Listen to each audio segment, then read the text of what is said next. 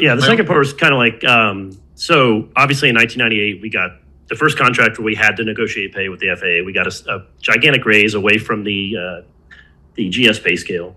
And then after that, there was OIG reports basically saying there was cost overruns from that contract, which we had negotiated basically to save the FAA money to justify the raises, which eventually led to the pressure for the imposed work rules.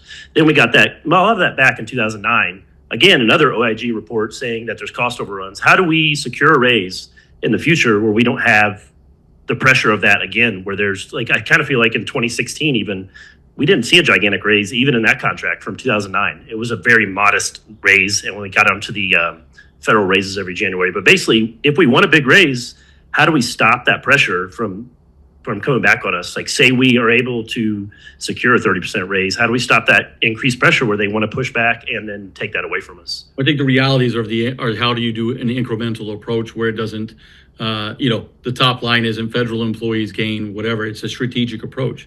Which was a strategy taken in 2016, but let's say tell the whole history you did. In 98, the change to where we can negotiate pay. We've had 3 pay raises in our union's history: 1998, 2009, 2016. Those have been the 3 pay raises.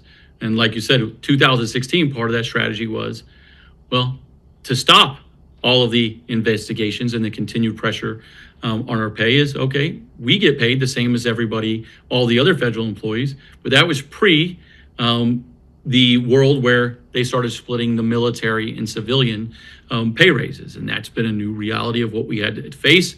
We've had to endure as well, and that putting a different spin on that, as well as the exponential rates of inflation never reaching the rates of what we've seen before over the long haul. Usually we've stayed above that line or dipped and then gone back above as the time's gone on with those presidential raises.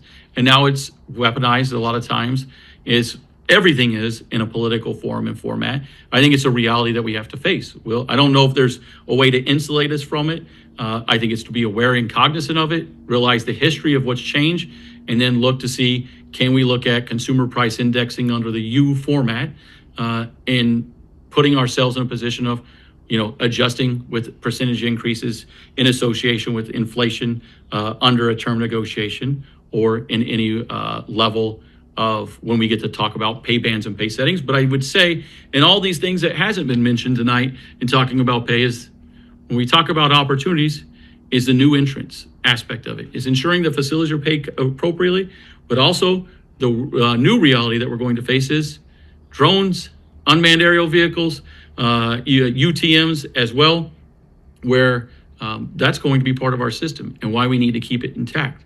Is Orlando right now is in the tech center testing how to get drones in and out of near airport property and airspace and landing zones that they would control in association with their traffic, ensuring that we have the proper equipment, the proper staffing, and that workload is something that can be done. Is how do we incentivize that and add that into our complexity formulas to increase pay as well? So the evolution of the system being something that's in our favor, but realizing that we need to, again, be seen as the solution and not as the obstinate or obstacle to the evolution and progress of the national airspace system. So